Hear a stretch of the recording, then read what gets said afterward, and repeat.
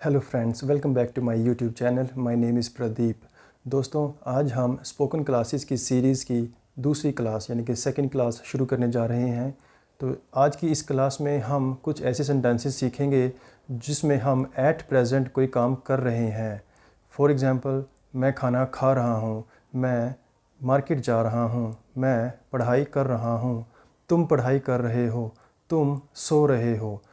इस तरह के सेंटेंसेस हम इंग्लिश में कैसे बता सकते हैं, इसके बारे में हम आज बात करेंगे। तो चलिए वीडियो स्टार्ट करते हैं।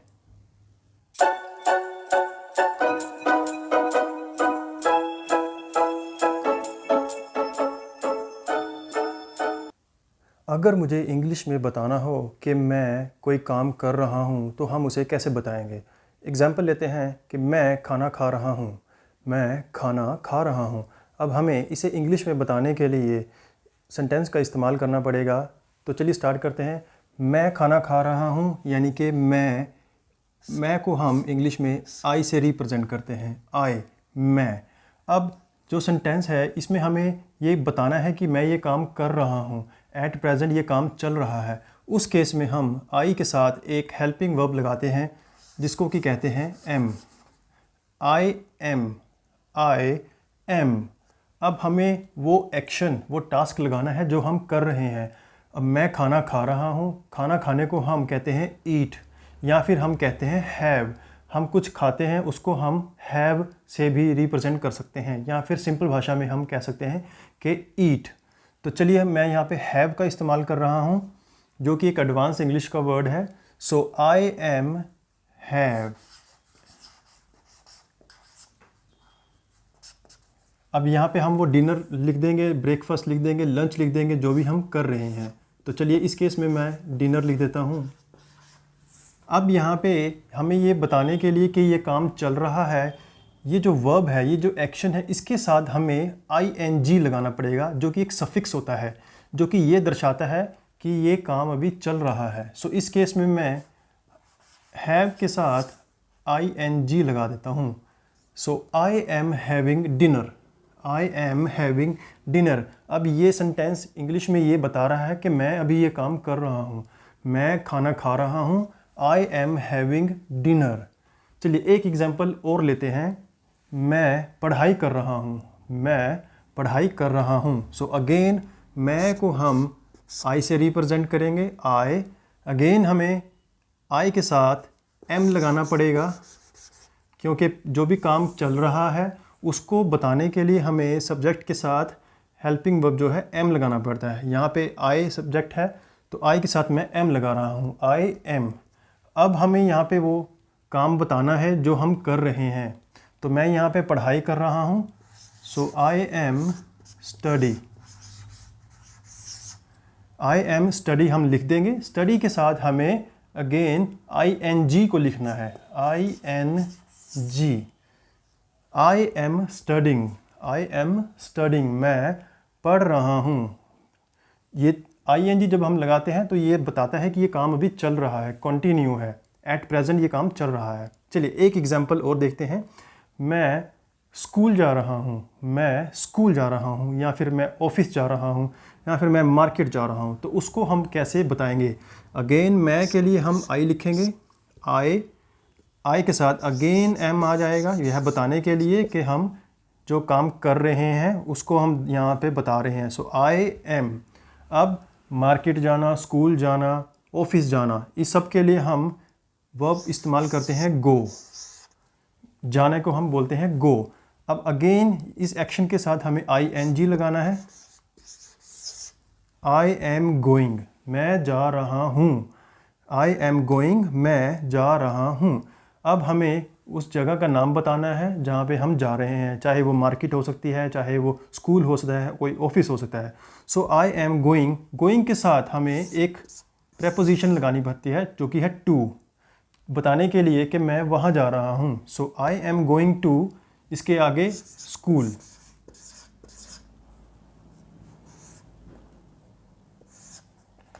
स्कूल, ऑफिस, मार्केट, मंदिर, कुछ भी हम लिख सकते हैं। So I am going to school, I am going to school, मैं स्कूल जा रहा हूँ, या फिर मैं मार्केट जा रहा हूँ, I am going to market.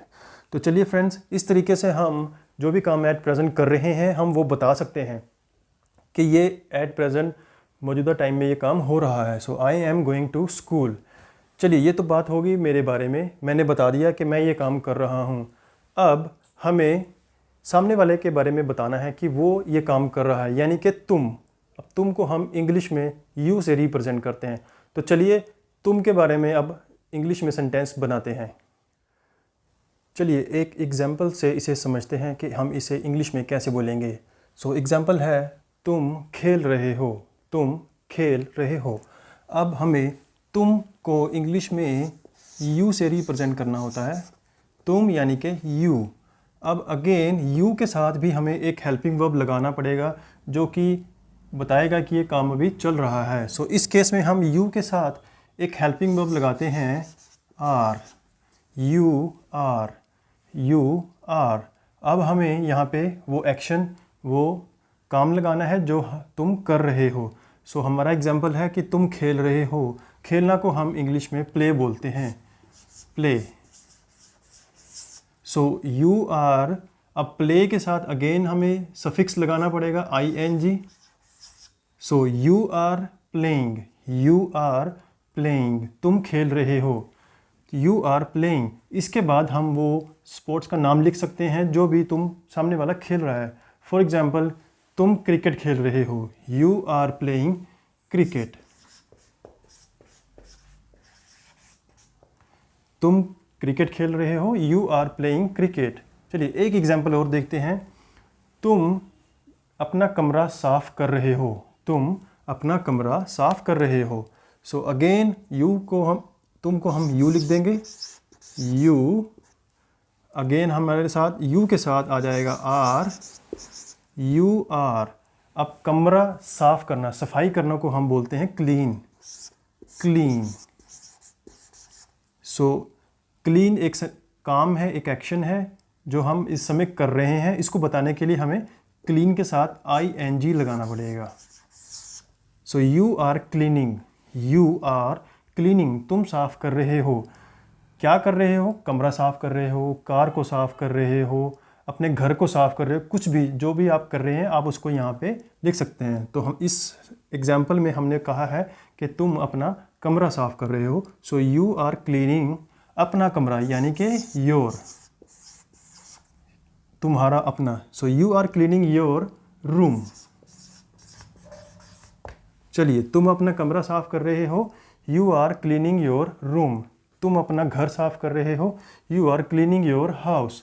तुम अपनी गाड़ी साफ कर रहे हो, you are cleaning your car. चलिए एक एग्जाम्पल और देख लेते हैं, तुम पढ़ाई कर रहे हो या फिर तुम मार्केट जा रहे हो। कुछ भी एग्जाम्पल हम यहाँ पे ले सकते हैं। चलिए, तो तुम पढ़ाई कर रहे हो, यू आर स्टडिंग। अगेन तुम के लिए हम लिख देंगे यू, इसके साथ अगेन आर आ जाएगा, यू आर। पढ़ाई को हम लिखते हैं स्टडी, इसके साथ हम लगा देंगे ing। सो तुम पढ़ाई कर रहे हो, you are studying, you are studying. तो इस तरीके से हम इंग्लिश में आसानी से बोल सकते हैं कि सामने वाला क्या काम कर रहा है। तुम मार्केट जा रहे हो, you are going to market. तुम सो रहे हो, सोना को हम बोलते हैं स्लीप। सो तुम सो रहे हो, यू आर स्लीपिंग। तुम डिनर कर रहे हो, यू आर हैविंग डिनर, या फिर यू आर ईटिंग डिनर। तुम पढ़ाई कर रहे हो, यू आर स्टडिंग। सो इस तरीके से सामने वाले के बारे में हम कुछ भी, जो भी वो काम कर रहा है, अपने डेली रूटीन के काम आप सब जानते ही होंगे, तो उसको हम इंग्लिश में आसानी से ट्रांसलेट करके स्पोकन इंग्लिश में इस्तेमाल कर सकते हैं। तो चलिए अब इसके बारे में हम देखते हैं कि थर्ड पर्सन को हम कैसे इंग्लिश में बता सकते हैं कि वो ये काम कर रहा है। तो चलिए इसको एक एग्जाम्पल से समझते हैं। किस थर्ड पर्सन के बारे में हम बात कर रहे हैं, वह यानी कि ही, कोई मेल पर्सन है उसके बारे में हम बात कर रहे हैं। एग्जाम्पल है, वह तैर रहा है, वह तैर रहा है। अब तैरना को हम इंग्लिश में बोलते हैं स्विम करना। तो चलिए, वह तैर रहा है। अब वह के लिए हम इंग्लिश में ही का इस्तेमाल करते हैं। मेल पर्सन है उसके लिए हम ही का इस्तेमाल करते हैं। वह, अब इसके साथ भी हमें एक हेल्पिंग वर्ब लगाना पड़ेगा जो कि सेंटेंस को कंटिन्यू करेगा। सो इस केस में ही के साथ हम लगाएंगे इज़, ही इज़। अब इसके बाद हमें वो टास्क लिखना है, वो एक्शन लिखना है जो कि वह पर्सन कर रहा है। सो वह तैर रहा है, सो ही इज़ स्विम। अब हमें ing लगा देना है स्विम के साथ, सो स्विमिंग, ही इज़ स्विमिंग, वह तैर रहा है। ही इज़ स्विमिंग, वह तैर रहा है। चलिए एक एग्जांपल और देखते हैं। अब हम किसी ऐसे पर्सन की बात कर रहे हैं जो कि फीमेल है, जैसे कि शी। अब फीमेल पर्सन को हम शी से रिप्रेजेंट करते हैं, मेल को ही से और फीमेल को हम शी से रिप्रेजेंट करते हैं। सो वह सो रही है, वह सो रही है। सो अगेन यहाँ पे हम लिखेंगे फीमेल पर्सन के लिए शी। इसके साथ अगेन हमें एक हेल्पिंग वर्ब लगाना है जो कि है इज़। शी इज़, वह सो रही है, सोना को हम बोलते हैं स्लीप। इसके साथ अगेन हमें ing लगा देना है जो कि ये बताएगा कि ये काम अभी चल रहा है, वह ये काम कर रही है। शी इज़ स्लीपिंग, वह सो रही है। एक एग्जाम्पल और देखते हैं। ये हमने अभी तक बात की है सिंगुलर पर्सन के लिए, जो एक पर्सन है, एक ही है और एक शी है।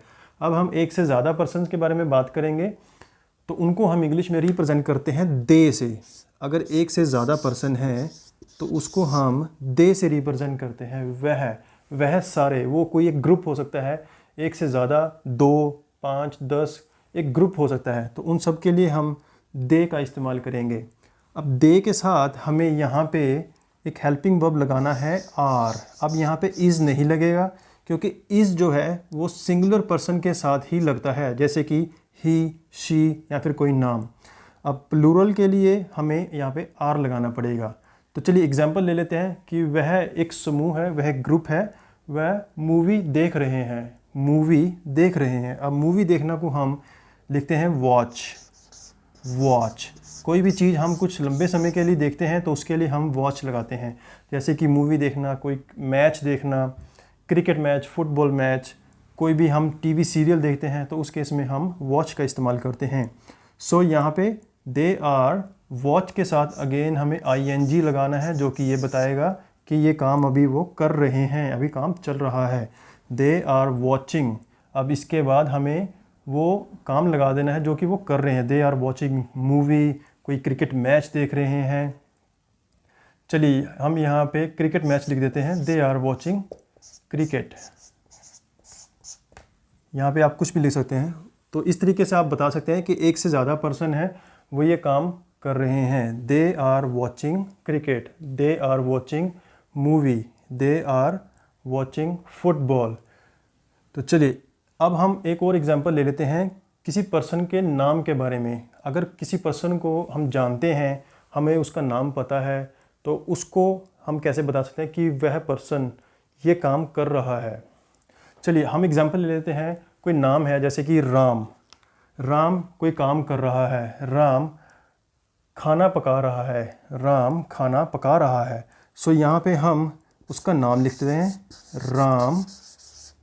अगेन राम के साथ, राम एक सिंगुलर पर्सन है तो इसके साथ इज़ आ जाएगा, जैसे कि हमने यहाँ पे इज़ लगाया है। सो राम इज़। अब खाना पकाना को हम कहते हैं कुक,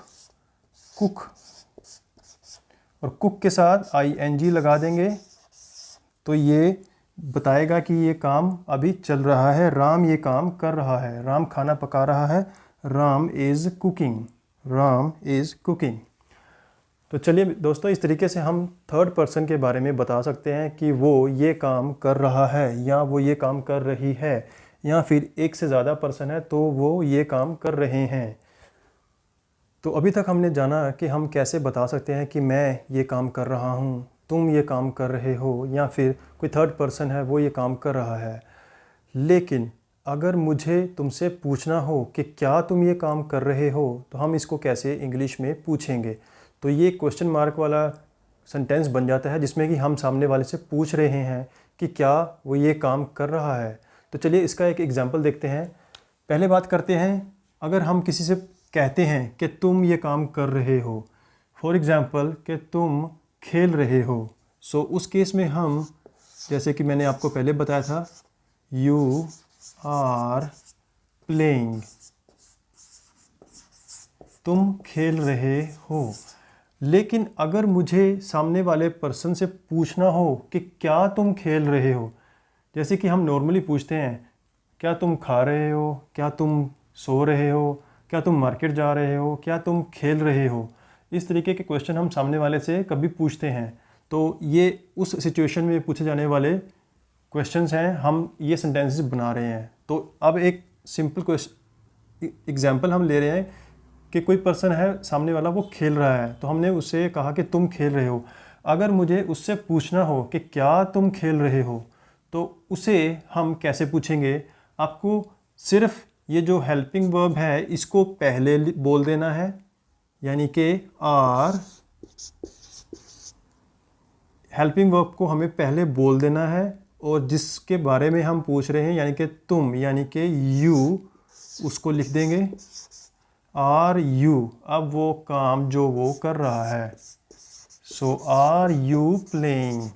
अब ये एक क्वेश्चन मार्क बन जाएगा, क्या तुम खेल रहे हो, क्या तुम खेल रहे हो, आर यू प्लेइंग। क्या तुम सो रहे हो, are you sleeping, are you sleeping.